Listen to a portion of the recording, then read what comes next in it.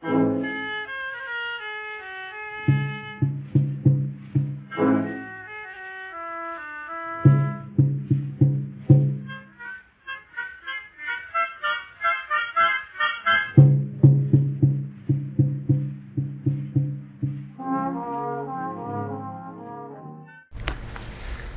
início do século XVIII, nascia no sul do Espírito Santo uma cidade num vale entre morros, cruzada pelo rio Itapemirim, que tem como símbolo uma pedra, o Itabira. Seu nome, Cachoeiro de Itapemirim. Como disse João Batista Herkenhoff, Cachoeiro não tem como herói um general ou um político. O herói de Cachoeiro é um poeta, Newton Braga. O poeta-herói mereceu até um busto na Praça Jerônimo Monteiro, iniciativa do cachoeirense ausente número 1 de 1964, Paulo Soares. Newton nasceu em 11 de agosto de 1911, há um século, e era filho de Raquel Coelho e de Francisco Carvalho Braga, os dois de ascendência lusitana. Chico Braga foi o primeiro prefeito de Cachoeiro em 1867, e aqui o vemos trabalhando em casa com um serrote. O casal teve 7 filhos, e 2 se transformaram em grandes nomes da cultura nacional, Newton e Rubem Braga. Por conta disso, a casa da família na rua 25 de Março virou um marco da boa literatura e da cidade, conhecida nacionalmente como a Casa dos Braga. Era uma família amorosa, embora discreta no expressar sentimentos publicamente. E Newton herdou esse jeito de ser, como mostra sua única irmã, Ana Graça Braga Abreu, que é a cachoeirense ausente número 1 deste ano do centenário. Vitória há bastante tempo, mas eu tenho uma coisa tão íntima com o Cachoeiro que não me sinto fora de lá. Sabe, tão boa. Lembrança do liceu, onde eu estudei, lembrança do footing na praça, que a gente ia umas 3 vezes por semana passear. Tinha o Cinema Central, numa extremidade, na outra o Cinema Brasil. Então a gente ficava passeando, as moças juntas e os rapazes ficavam assim na beirada da calçada. E dali a gente subia para o Caçadores, que era o clube. Sempre tinha uma reunião lá, mesmo que não tivesse dança, a gente ia encontrar, conversar com os amigos, sabe? Newton era uma pessoa muito especial, sabe? Uhum. Ele era caladão, muito observador e também uma pessoa muito boa de coração, assim, sabe? Todo mundo gostava dele, porque realmente ele era... Dificilmente ele se exasperava com uma pessoa, sabe? Tenho muita saudade dele. Como era movimentado, e Newton era aquela coisa, sabe? Mais calma. Mais calmo, gostava de estar sossegado num canto, Rubem batendo de um lado para o outro. Agora ele gostava, lá tinha o Bar Vitória, onde tinha uma mesa que diziam que era dele. Ali que ele fazia o trabalho dele sabe, assim, vamos dizer, para dar notícias, as pessoas iam lá conversar com ele, sempre naquele lugarzinho no Bar Vitória. Agora eu acho que lá em Cachoeiro, realmente, ele fez muita coisa, assim, interessante em matéria também de literatura, sabe? De reconhecer as pessoas que tinham alguma possibilidade para escrever. Ele tinha assim, muita paciência, sabe? E ele era, sobretudo, uma pessoa muito querida. dia de São Pedro, que era o padroeiro da cidade. Então ele colocou justamente esse dia para ser o dia de Cachoeiro, sabe?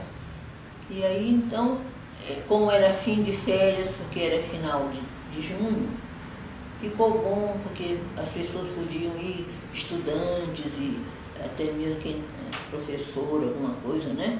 Podia viajar para lá nesses dias, nos últimos dias de junho. E aí ficou uma festa, a festa foi aumentando muito, e todo mundo gostando muito, porque cada ano ele escolhia uma pessoa para ser homenageado, sabe? Vai ser daquele dia.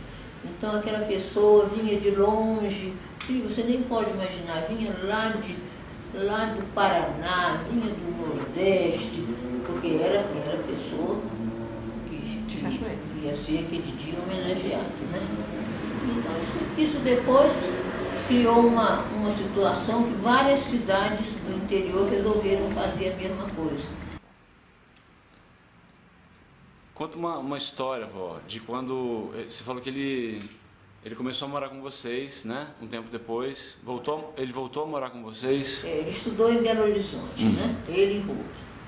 Depois ele voltou para Cachoeiro e ficou morando lá em casa até se casar. Agora, muito interessante que eu me lembro dele é que eu estudava piano e a sala de visita onde ficava o piano era ao lado do quarto dele. Mas eu sempre fui muito ruim de música. Então, ele acabou fazendo uma letra, sabe? E me fazia cantar quando ia alguém lá em casa, sabe? O negócio era assim. Eu falava assim: sim, já faz muito tempo que eu batuco sempre em vão, mas ainda não aprendi a tocar esse troço não. Eu já sei tocar sino e vitrola, mas piano não há jeito não. Ficam surdos os vizinhos todos, fica surdo meu irmão.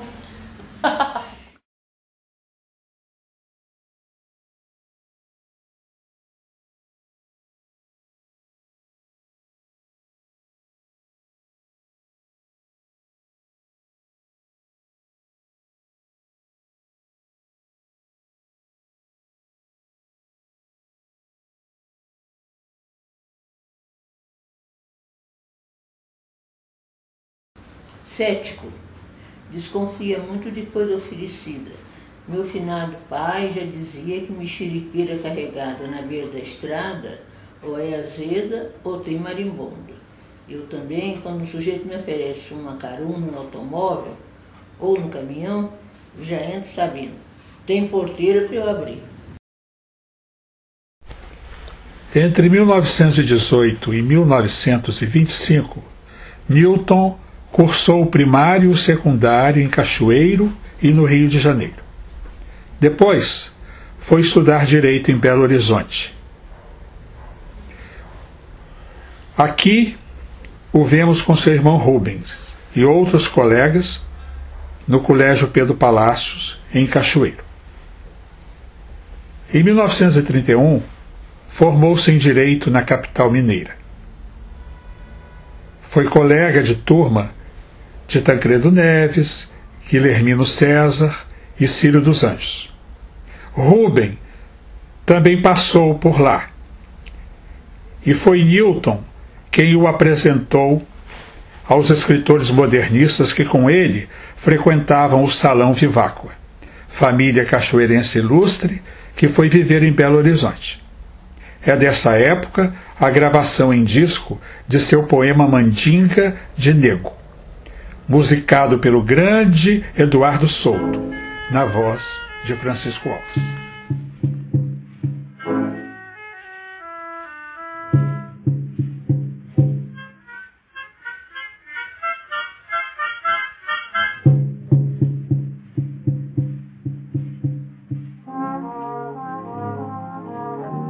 Nego velho feiticeiro, nego velho tá no tronco. Patrão disse que roubou, nego velho não roubou. nego velho tá no tronco. Nego velho tá fumando. Tá subindo, nego velho. Nego velho norogô. Feitor mal enfesador. Tá no nego chicotada. Nego velho tá fumando. Olha que bom. Nego velho norogô.